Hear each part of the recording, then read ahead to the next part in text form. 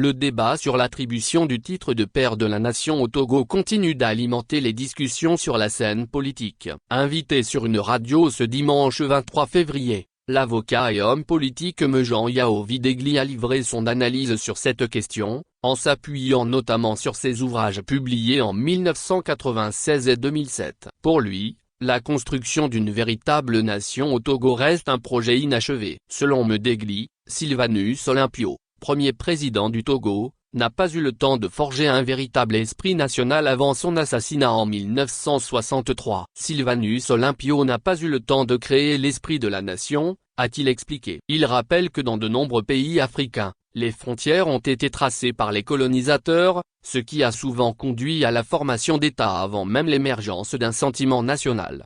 S'il reconnaît qu'Olympio est incontestablement le père de l'indépendance, il estime que la mission de bâtisseur d'une nation unifiée n'a pas pu être accomplie. Il cite à titre de comparaison des figures comme Kwame Nkrumah au Ghana et Félix Houphouët-Boigny en Côte d'Ivoire, qui, selon lui, ont su poser les bases d'une véritable identité nationale.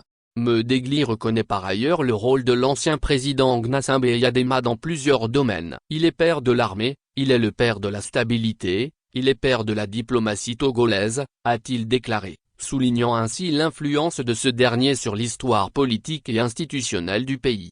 Toutefois, il estime que malgré ses contributions, Eyadema n'a pas non plus réussi à créer une nation véritablement unie. La division a persisté sous son règne, rendant impossible la réconciliation nationale, a-t-il ajouté. Pour Jean Yao Videgli, la question du père de la nation reste donc ouverte. Il affirme que ce titre ne pourra être attribué que lorsque le Togo aura réussi à instaurer une véritable unité nationale. Lorsque nous réussirons à faire ce travail de vivre ensemble, de réconciliation nationale et que les Togolais seront tous dans la même dynamique d'avancée, alors seulement on pourra parler de la naissance d'une véritable nation togolaise, a-t-il conclu.